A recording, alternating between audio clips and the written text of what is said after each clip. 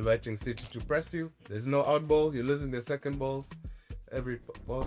Let's start off with Chelsea. I think we can begin with Liverpool first. I don't know what's up with Chelsea. Damn it. Because there's a lot of goals to go through. There are also three. There's the same amount of goals in both games. No. It's because you also had a Champions League game. This is a Premier League podcast. It's a Premier League. You've lost 4 times in a row for the first time since 1993. Before you guys were bought by Abramovich, even before you guys were good, you hadn't lost 4 in a row.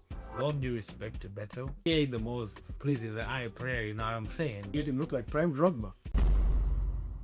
Welcome everyone to the For the Back podcast. As you can see today, we're trying our best to protect the ball and respect it.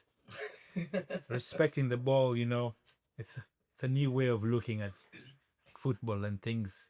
It may not work sometimes, but hopefully in the future it will. Here at For the Back, we intend to protect this ball as Liam Rossini and the boys do at Chelsea FC. Am I right, guys? No. Oh. Yes, sir. No. No, yeah. For the Back in 3. Wait, where's the referee? Hey. For the Back in 3. 3, 2, 1. For the back! All right, people. Welcome back. It's been quite the weekend of football. We've had finals being played and dubious referee decisions all over, and Chelsea losing. The sky is also blue. Well, just like Chelsea is. But it's like London, yeah. Yeah. No, I wouldn't say that. London actually is pretty grey. But other than that, it's red. Yeah. You know, it's nice to start off with a few interesting quotes here and there. But before we dive deeper into the Premier League, we'll start with a League Cup final that was played. 2 teams, you know. This is the first time in a long time that the League Cup final was between the first and second team in the league. Shows you the kind of competitive edge we were expecting in this game. Did we see it? Maybe not. But, you know, what else is new when it comes to Arsenal finals? You know, we did have ideas of how the game would end. If Tyrone can rewind, please give us our predictions. I'm pretty sure someone here had a similar prediction to what the actual scoreline was. That being said, you know, being prophets is not for everyone. But Manchester City versus Arsenal. 2-0 to the Blues. What are your thoughts, guys? Can we want to start? Yeah, I'll start. Unfortunately for us, not, you know, all our players were there to start. Hey. When Levi Colwill comes back, You understand? You're missing some key players from the squad. I understand. I understand it. Yeah. You know? I'm hoping that you know, in the next finals, God willing, that we get to, that Arteta actually finally understands it now. Finally, and actually realizes that in a one game situation, if you're coming in quote unquote as the favorites, mind you, respect to Man City, congratulations to them as well. You do actually have to still prove that you're the favorites and take the game by the scruff of the neck. Which, mind you, the first 20 minutes, I believe we were pretty much on top, and then as the game grew, City did grow into the game. There were signs during the first half, coming to the end of the first half, that, you know, Pep is understanding what's happening here, making some tweaks, some adjustments. So you're thinking, okay, Arsenal does tend to do better the first 15 minutes of the second half, but I'm not sure whether the message came across to the team from what Arteta said. Because, I mean, I think I have an idea of what he said. Actually, sorry. He might have gone and shown them the bulb, if you know what I'm saying. You know? It's a connection, you know? Yeah. But I think it's in any final, especially with, as you mentioned, the first and second teams, you're looking at, let's say, quote unquote, half chances are pretty much the best that you'll get in certain moments. So you look at that Havertz chance, look at the Hincapié head as well. Mind you, it was a set piece. I think maybe we didn't want to score our first goal from a set piece, but in a final, I mean, anything goes. I would have taken that. And looking at it, Gabriel Saliba is probably scoring that. So it was a great saves from Trafford. Mind you, if we're looking at playing your second keepers, he was not supposed to be Man City's second keeper at the start of the season with the whole Donnarumma debacle. He's definitely good enough to be Yes, number one. a number Was one. meant to be, yeah. He was meant to be, but things yes, changed. yeah. So you're looking at Arteta's decision making with respect to the final and pretty much carrying the momentum we've had for the last couple of weeks and actually winning a trophy that I think we've now won since 1993 or so, give or take, and then starting your second keeper who you know has a history of making interesting decisions and blunders. Error in the prone, final, but right? wouldn't you say he's deserved to play in the final as he has played in every game before that? I wouldn't say it's a lot of playing deserving though. I No, wouldn't say no, a lot of no. deserving. If you looked- Albeit, Yes, if you're true. gonna play a keeper, tell him you're the cup competition goalkeeper. His incentive is to make sure the team gets to the final, regardless of who you're playing. You can only play who's in front of you. No, I feel like it is a reward to give someone when they get to, if they do their job well and get to the final, Yeah, that's true. they deserve to play, That's regardless of whether you think they're good enough or not. If that's the deal you have with the goalkeeper, that you have to stand by your deal. You have to stand by your word. If there's a deal, that makes sense. But like, I was looking from the perspective where most teams tend to rotate their squads for some of these fixtures, especially earlier in the competition. So, but as the competition gets gets to its final stages, then rotation now is not really something you're just doing it to like give players some game time. You're actually doing it because now the game's a lot more challenging and you can't afford to do that. So I think that when it comes to a final, I don't think that you give somebody because you had a deal with them. I think you give them the position because they're the best person in that position right now to win that game. Fair enough. Yeah. That is true, but it's different when it comes to goalkeepers. yeah. Depends. Some people say that being the number 3 goalkeeper in a football team, in a Premier League team, is probably the best job you're ever gonna have. You don't have to play any games. You just have to show up for training and laugh with everyone in training and show up to a game, like watch the game, sit on the bench, watch the game live, and you get your weekly payment check. Got a couple tickets for your friends. Yeah, and your family. friends and family, and you're chilling. Being number 3 Exclusive goalkeeper access. sounds like, but Yeah, it's number 2 goalkeepers, more often than not, are like they will be told you're the cup competition goalkeeper. I remember United when they had Romero as a goalkeeper, number 2 goalkeeper. Any cup competition, doesn't matter how good, how well the hair was playing, Romero was gonna be the one who was gonna play, and he was actually a really, really good number 2 goalkeeper because he kept clean sheets in 70% of the games he played, which is a really good stat. Albeit it's good to have a good number 2 goalkeeper. These days is very difficult. For Kepa, you've had instances where you've praised him when he's done well. Yeah. Yes. So the penalties he saved, you were here chanting his name, but now in the final you're saying it should have been Raya. But if he performed well, you'd have been like, it's a masterclass from Not Kepa and necessarily. Tata. So that's in hindsight, though. I mean, And it's clear. Everything is 20/20 in everything's clear hindsight. hindsight, but I think it's more so the statement. Like this, yes, you can say out of the 4 competitions, this is the one more, like often than not, most Arsenal fans will say, if you're to give up one, probably the first one is the League Cup. But in terms of pretty much, I would say, quote unquote, killing off City, picking up momentum for the 4 competitions, and actually getting over the line to get that first title in years, I think is a different circumstance with regards to, okay, you've had this deal, but at the same time, you do know that he's had like some troubles and blunders here and there. Within the same competition, even versus Chelsea as well too, there were some blunders here and there looking a little slightly shaky. Several. So to me, I think in that situation, it's not about how somebody feels. It's more about who are the best players available, especially with not having Eze as well. So you know that definitely City will probably look at that and actually have more of the ball and probably have more shots, which they didn't end up having, of course. But I think you do have to kind of play your best 11 if you have the opportunity to in this situation. And in hindsight, because of the mistake, that's a mistake most likely. Yes, Dreyer does have his fair share of mistakes here and there, but that's not something I think he would have blundered like to that I extent. feel like so yeah. I've been confident For the first goal.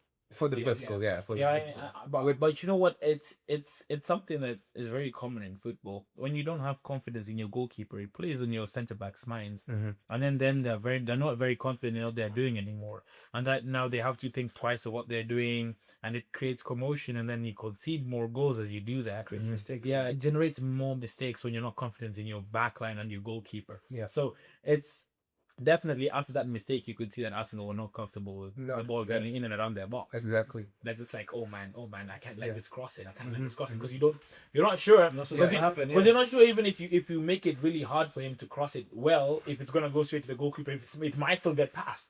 You know, that's the dangerous. And then, you know what surprised me, like from what you've said, because they know, even the back line knows that, and you could sense that there was a bit of anxiety at the back. The Arsenal was not as solid as it was, which surprised me because Arsenal sat back a lot in the second half, which for me, to be honest, I said, you see, I wanted City to win. I said City would win, but I was very, very surprised as to how Arsenal played. Because you guys, you didn't play the way you normally played. It's like almost as if Arteta respected Guardiola so much, because I didn't understand, because Arsenal were not as explosive as they normally are. In the midfield, you were not as dominant. So when you look, tactically, when you look at it tactically, there was, so obviously I think Arteta was banking on Eze at least making the bench or things of that nature. So then now you're looking at having Havertz as the attacking midfielder, but then if you pretty much have Zubimendi and Rice sitting further back in that distance between the Gyökeres and Havertz and the rest of the midfield, that gap pretty much, if I'm not mistaken, we didn't any of the second balls. If Gyökeres or Havertz doesn't win the first header, there's literally no one else there to get the second ball in time to then move us forward. So then you can't even blame this game. You can't even blame Gyökeres, to be honest, because I think the few moments that he had, it was actually not that bad for his, obviously, for, you know. I think yeah. So from so what not, he got, he played well. So not being able to pretty much get out. Even you're looking at the first 15 minutes of the second half. We're now Kepa as well, who doesn't have as good distribution as Raya, holding the ball up with pretty much, if you're not moving at all, even Haaland, you're not moving the players, so basically nothing is happening. You're just killing momentum, inviting City to press you. There's no out ball. You're losing the second balls every pause, and it's a snowball effect. It's interesting you say that, but I've seen a few clips after the game and doing an analysis on a few things. City were not full on pressing Arsenal when the ball was at the centre backs. They would have instances where they would just, let's see what you can do, and the ball would rotate between the goalkeeper and the two centre backs and then go long eventually, because you don't have the option. So is this something that you think maybe teams will start looking at and say, you know what, maybe let's leave them with the ball there and let's see what they can do. If they can play around us, well and good. Yeah, if we keep a bluff, you know. And this is why I think you should really struggle with Man United as well, because United didn't always press you. It took their chances when you guys were lackluster at the back and pressed you then, but most of the game compact 4-4-2 block, and you guys really struggle with that. And the moment you don't get too many, let's say, set pieces, it is your strong point, you guys will end up, struggling. So do you think that's something to look into for teams, or do you think this is just a one-off? Yeah, I think it definitely is, because we were given the blueprint by Real Madrid on how to beat City. You go at them. It's not rocket science. But I mean, I'm not sure whether Ted has the same gene as Pep to kind of overthink things. We do have a patient style of play, but then again, at instances such as a final, it does warrant moving that ball faster, having at least Rice Zubimendi pretty much transitioning, getting the ball, quick turn, put it into Saka or Trossard. And you're looking at now, as I mentioned, Saka pretty much he was when missing, so you're looking at that and you're not having your only ball carrier is Rice, who's pretty much further back at this point already, and you don't have Havertz playing to the best of his ability, so it's just pretty much, it's just a ticking time bomb. You speak about Saka. Banter aside, he has not been performing really, really well. Maybe there was that one injury that he got almost a year. Couple years, yes, yeah. That affected a lot of And his he's not been the explosiveness. same since. What could the solution be for Arsenal here? He obviously got a new contract last year. The 300K. Literally, the 300K cost might be striking again. Yes, injuries do affect players differently. Commendable for players who get injured and come back even stronger, or even willing to go even the extra mile line, which is why I commend players like Birds. Birds tore his ACL back when he was in Leverkusen, and when he came back on that same game, he tore his ACL again. So he was out for almost a year, a full year, and then when he came back, he was still going. And I commend him for that. That takes really, really a lot of courage. But for instances like players like Saka, even Palmer going through the same problem now. What do you think is wrong with that? Is it an instance where they're afraid to go full throttle because they might get injured again? You look at players like Reece James. This is again another injury.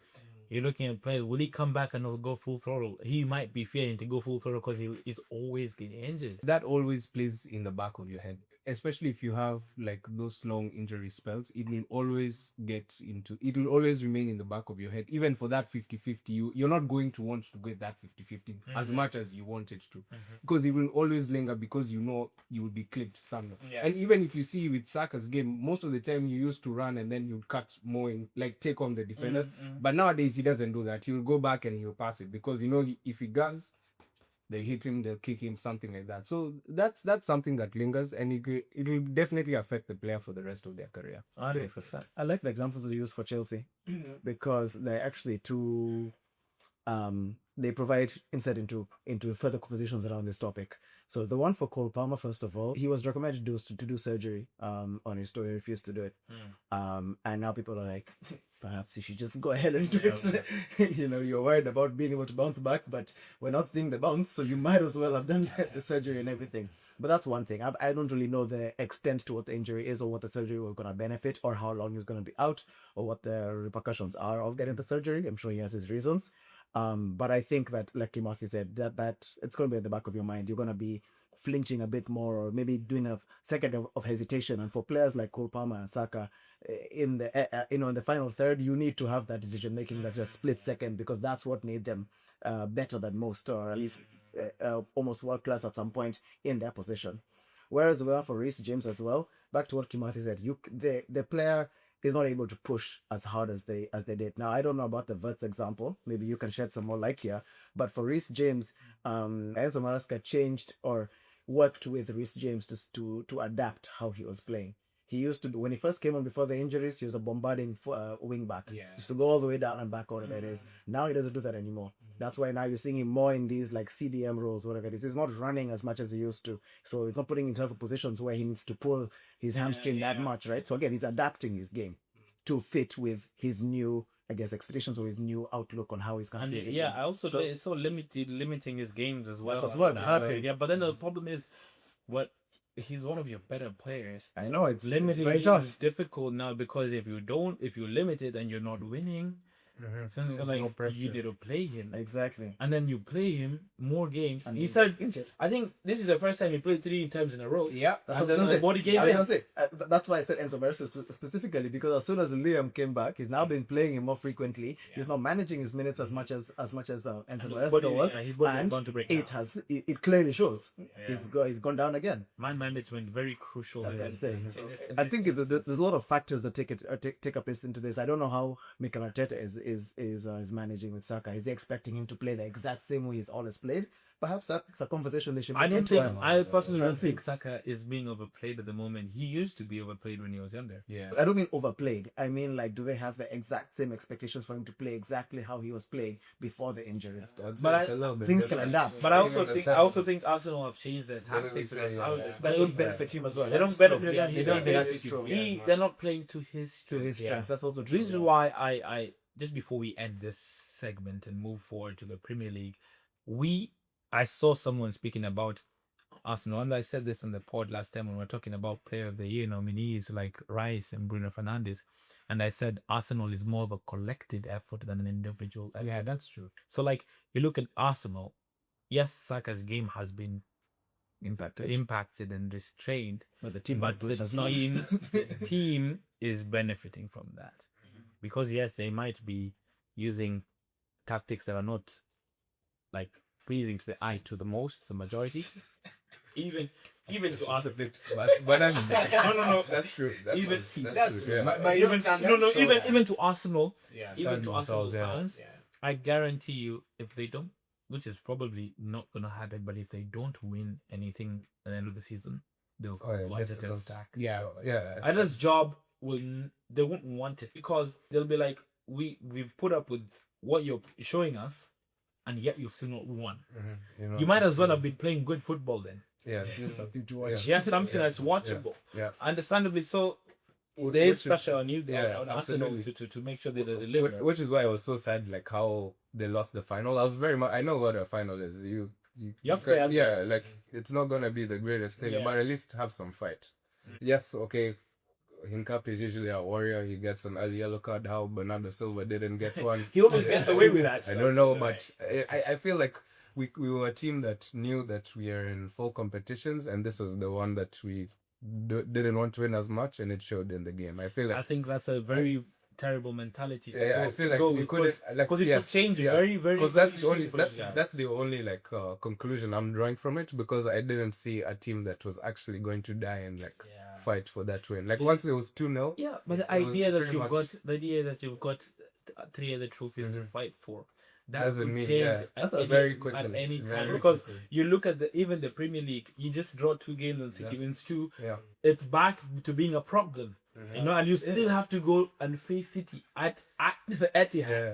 So you're looking at it in a sense that this is a very, very dangerous mentality to have, which I don't think Arsenal has. Though we did mention in the pod last time that you guys are known to get to the final and not do well. This is what you need to change, the culture that needs to be changed of an Arsenal team. Can they get over the line? I think for the Premier League they're over the line. I think they are.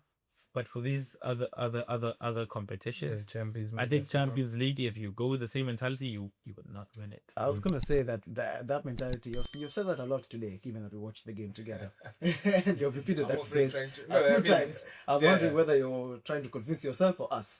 But No, you have to convince them, because like how it doesn't make sense. Like No, for I them, agree. especially the second half, because yes, you did see City going to the game, so now it's the onus is on you to also step up, match their pretty much level of physicality, the speed that they're playing at, and there was. But City are always going to come out the blocks. Yeah, because there was- this might be the only Yes, thing that exactly. they get. So you could see which team looked like this was the only again, trophy to they echo could what Ted was saying, do you see how the mentality is a bit off? Because number one, it sounds like you're counting your chicks before they've hatched. Because yes, I know, you're it's not- no, I'm saying it's what not I'm saying. right. I'm saying it sounds like that. So Yeah. like, I'm not saying you specifically, but whoever is, if that is the mentality they have, then number one, then you don't have those trophies in the bag yet. So there's no way you can say Exactly. that we still have more to play for. Playing is not what we're looking for. We're looking to win, right? And there's a chance to win here and now. Different mentality. Okay. Yeah. All right, we're going to take a short break, and when we come back, we'll talk everything Premier League. Right? Please don't go anywhere. Actually, no, go to the bathroom. Have a break, Have a pee. Have a chocolate. Do something to relax before we get back and talk about very stressful things like the Premier League referees. Right? We'll take a short break, and we'll see you in a bit.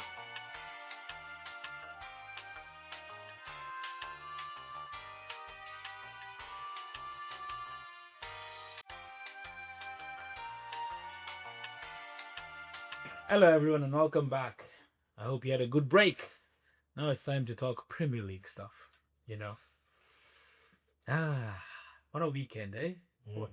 We had a game on Friday nights, afternoon, depending on where you are geographically. Man United versus Bournemouth.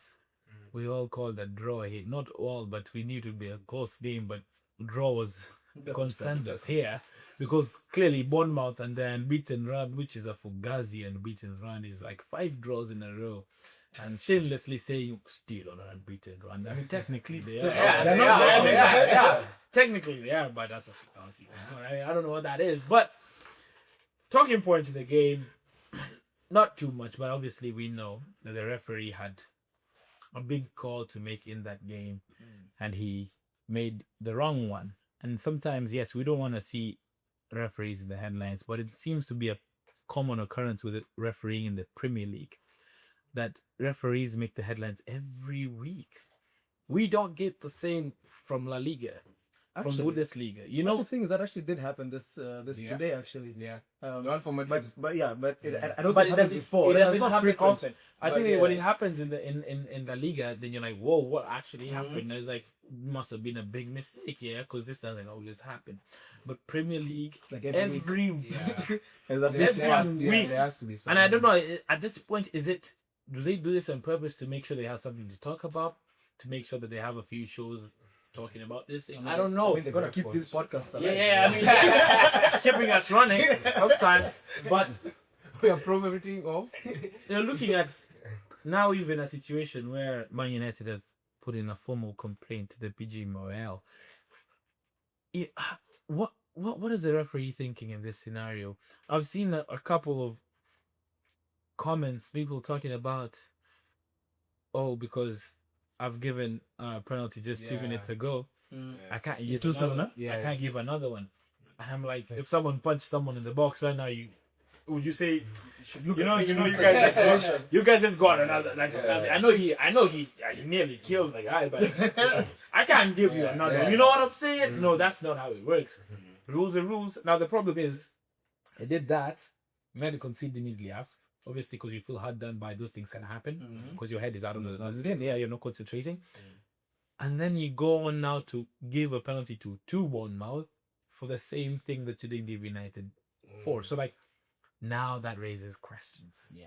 Now you clearly say, oh, I made a mistake on that one. That should have been a penalty. I didn't give a penalty. I'm gonna give Ben a penalty. Fair enough. Maguire penalty, red card. Yes, it's that should be a penalty and a red card. But the game should not have been there at that point. It should not have been a 2-1. Should probably be 2-0 to Man United by the time. What are we doing, the referees, guys? I feel like it should be they should have a segment after the game and definitely have an To interview. explain Go and the decisions. explain, put them in front of the camera, because sometimes I feel like they're shielded so much by by the body, refereeing body. Yeah. Go and put them in the cameras, have the journalists interview them, ask them, what was your thought process when you were going on about this? I think bridging that gap with the fans and everyone else, I think might clear up a lot of issues. But that's a slippery slope, though. A very slippery slope. If they were to do that. I only see benefits in the future. I don't see how that can impact the league in a negative manner. Because if a referee comes there and says, I just didn't feel it was a penalty, then that says the training is either poor and he's not fit to actually be there, which actually exposes the referees and gives the Premier League the opportunity to remove them.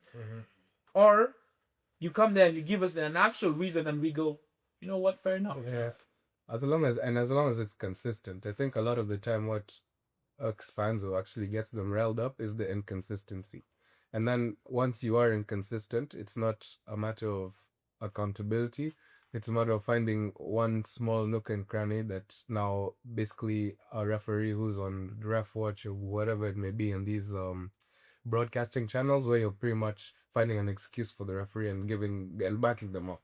So if VR pretty much the ref makes a mistake, VR backs the referee, and then pretty much you go on to the next, whether it's a Dermot Kennedy or whatever, not Dermot Kennedy, whoever, Dermot Gallagher, then also pretty much is on the side of the referee. Media is on the side of the referee. He's always, So at least- Damagara is always so biased to Yeah. the referee side. Yeah. So at least if you have that, at least dialogue or discourse between basically you're understanding his thought process, and then you can actually evaluate, okay, you see his perspective, he makes a good point as to why he gave a penalty or a foul or a yellow, second yellow, be whatever it may be. But if you don't have that kind of dialogue between the fans and the referee, then it's open to anything. And then pretty much when you're hot down by, you're picking maybe a couple game weeks ago, this happened, and then pretty much it's inconsistent, and no one, pretty much they're telling you that you're wrong, they're right, and you can't do anything about it. Then this is what happens. So it's like, It's very unfortunate, but it's very disheartening and very infuriating when they come out and say, "Oh, apology, we got it right. yeah, Man United should have had a penalty. We're sorry. the game's done. Game's So done. lost. We've Yeah, lost yeah. we've lost 2 points, and those are crucial points in the hand for the Champions League awards. It's. I'd rather you don't tell me. I rather you don't tell me because then it helps even more knowing that you could have done better, and understandably, referees are humans and they're allowed to make mistakes. But that's why we brought in VAR. True. To make sure that those human errors are limited to as little as possible as any errors can be made. Now, the problem is the people operating the VARs are also humans. It should not be an opinionated thing when you're operating that machine. I feel like that concept of VAR should not be a thing of opinion. It should be fact. Saying, oh, we see he's holding him. We see he's pulled him back. He hasn't attempted to play the ball. That's what we see. Go and look at it. It's not clear and obvious error or this clear and obvious thing. That clear and obvious error is now an opinion. It's someone saying, I don't think that's a clear and obvious error. I think that's a clear and obvious error. It brings in the opportunity of to be inconsistent. It needs to be, okay, here's what we see. We see the player is pulling a man back. He doesn't attempt to play the ball from what we see. Go ahead and have a look at it for yourself. That's why there's a monitor on the center of the pitch. If you still feel like the thing is right, the decision you made is right, we'll be fine. And that's how VAR started. But now because they wanted to reduce the amount of the amount of times the stoppages in games, they don't do it anymore. Now that brings this inconsistency. You know, you allow the inconsistency to creep in. I think it should be VR. Okay, what we saw in that incident right now is this and this and this. You probably should take a look, you know, or and take a look and decide for yourself if you want to keep the decision or not. Yeah, we'll let you know what the instance is, and that's what you need help with. I think the VR should just be like, it's a video assisting referee to tell you this is what happened from our angles. Because you don't, they have all the angles. Also from other angles. No more real time. Yes. Taking the context. Yes. Yeah. So this is what we're seeing. It's not the referee going, is it okay? I'm like, yeah, we don't think it's a clear and obvious error. What does that mean? Yeah. What does that mean? Give the referee an opportunity to have a look at it. Yes. Because maybe he went home or after the game and he said, Yeah. Gary Neville, we pulled the Gary. yeah, he Neville. said, I'm gonna go to that one wrong. Other than fans who are looking to have an argument per se, I think most fans will actually be fine with longer VR wait times with the right decision at the end of it. Yeah. I think most people would agree that if you're getting okay, sure, yes, sometimes it warrants back and forth. Okay, this is what I see, this is what I see. Get to the right decision. As long as you get the right decision in the end, I mean, take as much time as you need because you're going to end up adding it on anyway and stoppage time. So it's, but we'll see. Obviously, they'll still be protected as long as there's no fines or any repercussions. That's the issue. Usually they just demote them to the championship or something like that.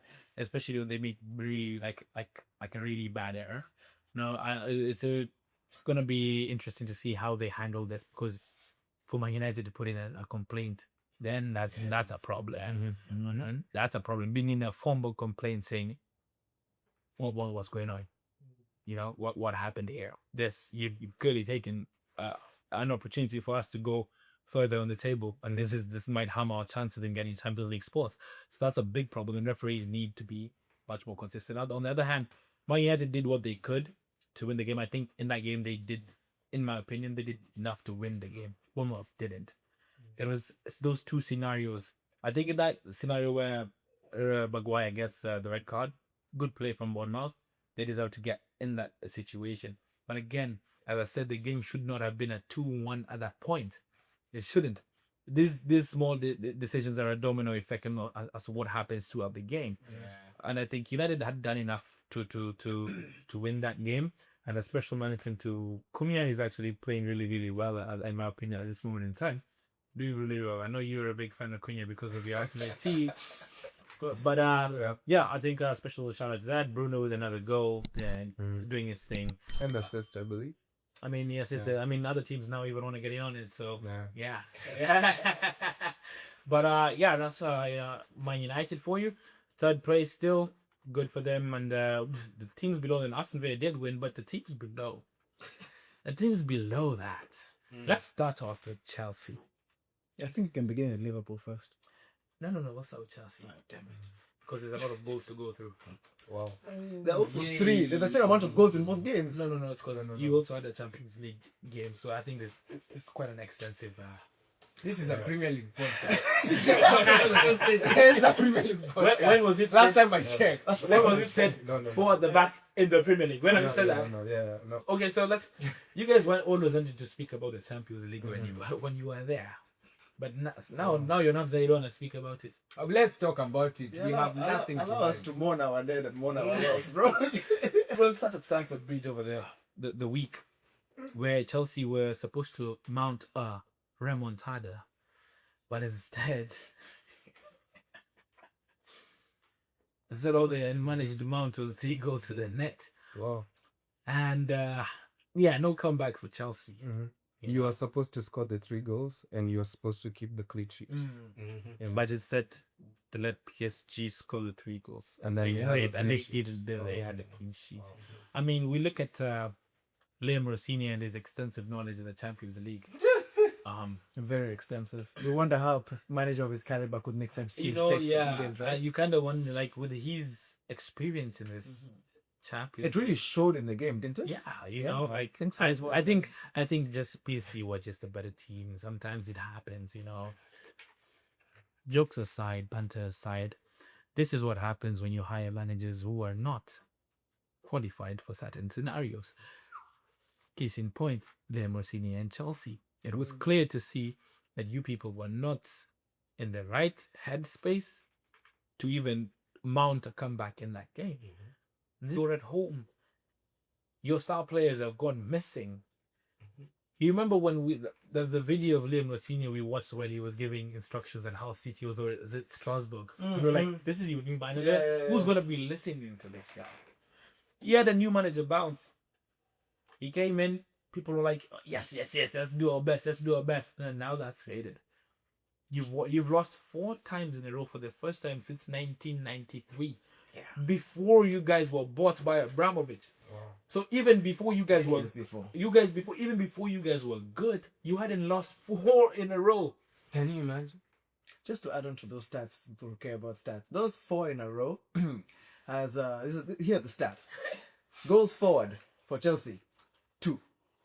Goals against, 12.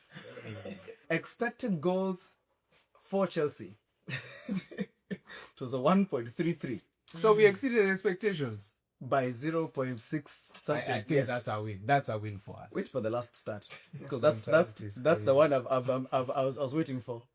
Expected goals against Chelsea, 0.85 on average across the past 4 games. Yet we were scored 12. 2 options. We were either being scored screamers and bangers, which we were.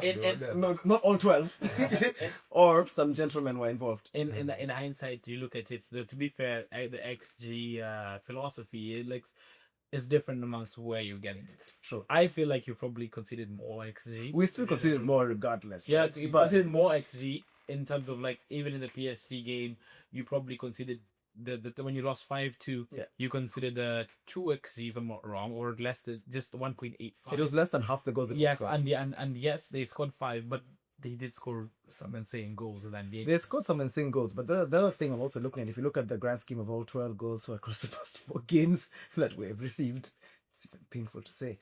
If you look at the nature of those goals, some of them were created out of nothing, and not all of them necessarily from the brilliance of the opponents. Some of them because we created it for them. Yeah, now that doesn't affect the XG positively. Yeah, but the XG is not there's nothing expected there. Yeah, but the XG takes into account when the player is taking the shot. So when the player is taking the shot, I feel like Man Max Dauman had a goal XG that was 0.99. 0.999. Yeah. Because of where he took the shot. Because at that point, Where he was, where the goalkeeper was. Yes. Yeah. So they take all that into account, where the shot is taken, and then the scenario comes next.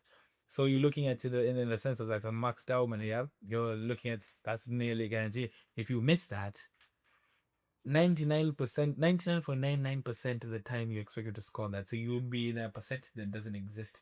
Like not a lot of people. Bottom 1%. Yeah. You don't want to be in that percentage. But you're looking at Chelsea in this scenario. You consider the XG that, like I feel like even in that first leg against PSG, XG, PXG, if you don't know what I'm saying. You did concede a lot of good goals. And even in the second leg, man, I feel like there's a big job. But even Charlie Vig aside, you've lost 3-0 to PSG. You have a game against Everton coming up, and how do you respond by conceding another 3 goals? Yeah, what he got? Same. Yeah. So you're like, what, we're gonna show you that we meant that 3 goals for. So like Everton, man, with all due respect to Beto, He made him look like prime Drogba.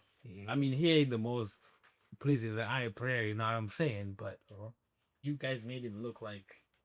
I mean, and that his second goal was. Let's not say you ugly. guys. Yeah. There's one person specifically who made him look like that. Robert Sanchez, the Yes. second goal you guys. Yes, that's the one you're referring to. I think there are some. He's very error prone. We know this. I mean, we might think he might. Kyra and I might think he's probably in contention to be your player of the year, which speaks volumes. Kind of season you guys are having. But then again, why not go find Trafford from Manchester City? He's good enough.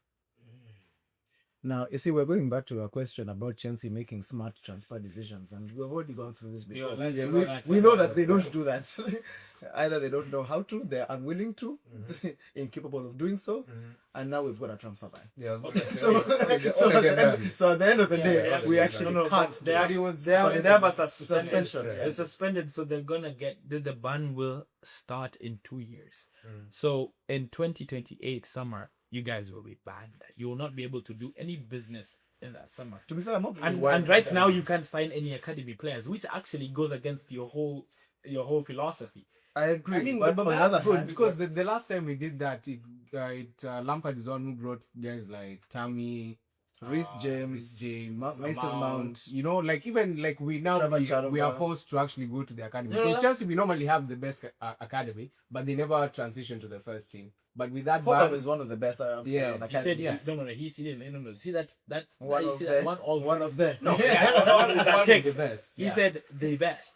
Yeah, which The best where? No, like if we go back and look at the amount of trophies our academies have won, like let's say even in the last 10 years, our academies have won in terms of what they win in the academy. Yeah. No. As we look at what the players have got to produce. achieve. Yeah. That's how we measure success for an academy. Who's we? Who's we? That's a measurement. His measurement is a measurement of success. Nonetheless, it is a measurement of how they played in the youth academy. So you think your academy is good because they win the trophies? They're not the players they produce. Are they not competing against other youth academies? No, at that 100%, level, right? but So it's a comparison. Because them coming out of the academy is a factor of very many things. And if you listen to what I said, is that Chelsea never used to let them go into the first team. That's an argument for another day. We will not digress to that side. What we were speaking about. Go on. You were saying something before you mentioned that blasphemous call. We were saying basically the sentiment you're saying as well is that even with this ban, it's not the end of the world because it will promote players coming from there, which is good given they have shown us what they can do when they're allowed to buy players. But it's just so then, different. Yeah. How so? You didn't have 100 players on contracts back then. And mind you, 10-year contracts, some of them 7-year contracts. Where are you going to take these players? Back then... To Strasbourg. Yeah, on loan. Do you remember there was a time we had...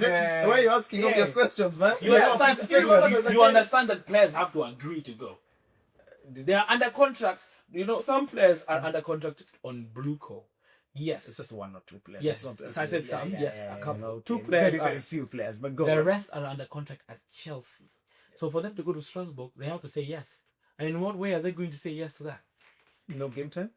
They're okay with that, clearly. Because the incentive you give them is not game time, it's money. Guaranteed money for 7 years. Yeah, It is always going to they be. go on loan there. So like, What? if they go on loan to Strasbourg, we usually end up footing half the bill anyway for their loan fee. So Fair like, enough, but like the money thing is still gonna be there. the money there is going to be there, but you have to look at the scenario. For players to go and play at a lesser team, what in a lesser league, quote unquote. Why? What's the incentive there? Why not stay at Chelsea? Why not stay at Chelsea and still earn the same money? No, come on, Ted. Even if you played at a very high level, for a footballer they want to play. It gets to a point you want to. I don't think you understand what modern players are. I think it's a job. Do you understand the idea of earning 150k while you don't have to do much? Can you put the concept there, especially if you're not even a first team player in your national team, regardless? Oh no, me personally, you give me 150k. I'll fill up the water bottles. I'll wash the boots. No, That's fine. Fair enough. But looking at Chelsea's squad, how many players there are in the first team of their national teams? Caicedo, Reis, Kukura. Palmer. No, even Palmer doesn't make. Palmer's on the first 11. It's on the first Yeah, 11 at yeah, the moment. make But those three. Where are the incentives? My name is Livenby after the World Cup here. What do they even want from that? They won't need to. You guys are in problems because you're also in 332 million debt. Chelsea are messed. We're in a serious situation. I do not deny that. We're in a serious predicament. Do I know what the solution is? Do I know what to do? Of course not. But the thing is, neither do Bluko, apparently. Chelsea, they're not exactly at their best place right now. Well, interesting to see whether they keep Liam Rossini at the helm and see how far they go. We'll see. But I would like to give a shout out to Ndiaye. I think that was a fantastic Oh finish. yeah, very much. That was a So. fantastic finish. There's from no Ndiaye. keeper in the world catches that. Yeah. You don't even have to be a keeper. There's no one who catches that. You can even be a basketball. They're not catching that. Very But good. yeah, that was top bins if I ever seen a top bins. Yeah. That was a Very, very good finish. And it was good on Sanchez to still like show that he You know what he does. Yeah, he's not for the bad. pictures, Yeah, he's not for the gram. He's got to Unfortunately, You remember Guardiola's when the room I don't recall that, but unfortunately, even though Robert Sanchez loves to get pictures for the gram, he has lost all of his honor points with the ball going between his legs, bro. That picture is there. I've seen that picture multiple times already. That is, we move on to the next game, Liverpool versus Brighton. I mean, I personally expected Liverpool to lose. Yeah. I'll be beating Galatasaray 4-0. It doesn't matter. In the Premier League, they just can't do it. They just can't do it. They can't handle it. And I don't think... There's a huge possibility that Arne Slot will not be at the helm next year for Liverpool. Yeah. And good news for them, by the time they're facing PSG, Alexander Isak will be back. Oh wow, interesting. Yeah, I know. interesting. I don't know what kind of compound B they gave that person, but he's recovered quite quickly. If you ask It's coming me. back like towards the much later, but okay, nice. I expected him back much later, but he's made a quick recovery. And good on Liverpool, they have a player back. Let's see whether he hits the ground running. I think you have to.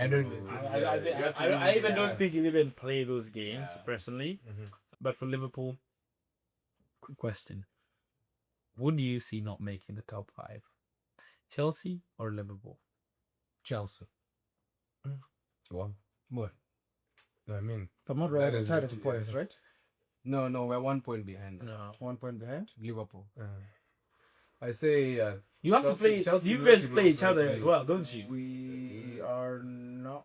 Yeah, Yes, we are playing each you other. have to play each other. Yes, because Chelsea still have to play basically almost the entire top 6 except Arsenal. City. Oh yeah, you don't want to see us. City, United, Liverpool, and Spurs. If you consider them still top 6. Who? We are playing Spurs. Top star? What's that? What's that? What's that? Top 6? The top 6? Yeah, no, that's not. But yeah, we still have to play quite a few interesting teams in our next 7 matches. And yes, Liverpool. Yeah. Oh, me. Ted, Just firstly, this to your question between Liverpool and Chelsea, if there was one to make top 5, is going to be Liverpool. I don't see Chelsea like for the run of games that we have, I don't see where we're getting points. I honestly don't. The best we can do is to hope for a draw in those big games, because United, if we're playing you guys, right? Yep. You guys are going to win. City is going to win. Wait, guys. Yeah. Why did I say United is going to beat Chelsea? Yes. It looks like it's gonna be a Chelsea. It's gonna get. Looks like a Chelsea win. Yeah. Sounds like a Chelsea win to me. I mean, we will be at Stamford Bridge.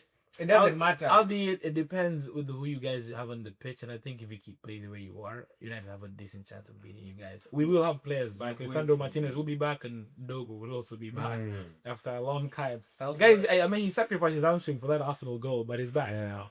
Yeah, I'd also like to see what the extent of Reece James's injury was. Well, It's a good few weeks. Yeah, 6 weeks. He said. for 6 weeks. He's not going to make the United. So yeah, it's not making that game either. So then, we're most likely cooked, but on the plus side, We are definitely good. But we are precisely on the plus side, that cooking is going to happen while Man City are playing us, which is very, very good for our people against Arsenal.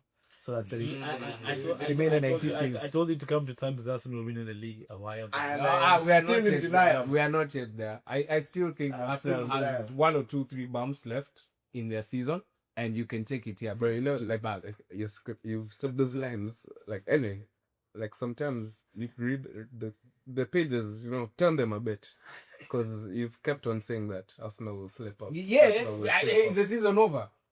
Okay, it's okay. Fair enough. Yeah. Yeah. You know what? You still have a chance to win a trophy this season, so don't worry. Also mathematically true. Yeah. Logically, He's not lying. are you playing Port Vale? Yeah, Port Vale, at yeah. home or away? We're playing them at home. Well, you should win that.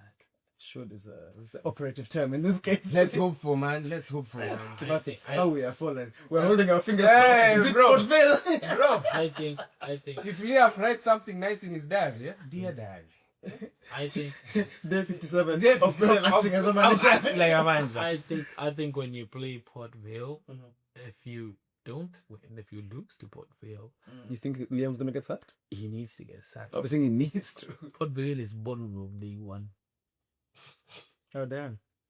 If you lose that, he needs to go. I see. And I think you need to put Garnacho in the bus with the Port Vale. Well, and the funny thing is, he's going to start Garnacho. He's gonna put. I can guarantee you, he will put a similar team to the team that started against Wrexham, and you saw where Wrexham took us. And Wrexham, I would argue, is a much better team than Port Vale. Yeah. So Wrexham are in the top 6 of the championship. They're vying to go. And this is also why I come back to what Cairo was saying about having a cup squad and then your league squad, which is usually considered your first team, and that one is not your first team. But in this kind of situation, we don't have time to be allowing people to stretch their legs. Our dignity is on the line. You put the best players available for that position on that day. So I don't want to see no Jorgensen. I don't want to see no Garnacho. I don't want to see. Well, actually, those don't need to. I don't want to see Badiashile. I don't want to see Tosin. But you want to see for fun? We will see. I'd rather see him. I don't want to see him. You know what? We'll wait and see how that goes. Yeah. But bro, shout out to Danny Welbeck though, despite to Brighton. That's Yes. that- Yeah, I'm thinking, maybe he should have gotten a call up for that England squad, But it's good to see players like Mainu back in the England squad as well. So, Oh, he got a guys, call up? Yeah, Amorim was definitely the problem. Nice. Come on. He deserves that. No, it does. He was playing for England's first team before Amorim came in. Then he came to Amorim Amorim came and and he was dropped. This guy, he was dropped from England. From both He was teams. both teams. He wasn't playing. But now he's signing a new contract with Man United and he's being called up to England. That's the level of player he is anyway. So, but good on that. And well, let's see how it is. Next up in our next segment, we will be talking everything MLS. And with that, we will close the episode after that. Please stay tuned for the next segment. See you in a bit. Welcome back, folks. And as promised, we've got the MLS for you right now. Well, Cairo Jomo, can you hear me? Yes, I can hear you loud and clear. All right, Loud and clear. We've got you going here in the studio. Please, we need a deep dive on the MLS, please, for the week. Give us a rundown as fast as you can, please. Floor is yours. Yes, I will. Thank you, Ted. It was a very, very, very difficult week for the Vancouver Whitecaps fans. We will actually start in the CONCACAF Champions Cup. There was no comeback, much like, the Chelsea fans on the other side of the pond. It was another loss to the Seattle Sounders. One of us here is happy, but you know what? We keep it moving. We thought we would be able to bounce back against San Jose.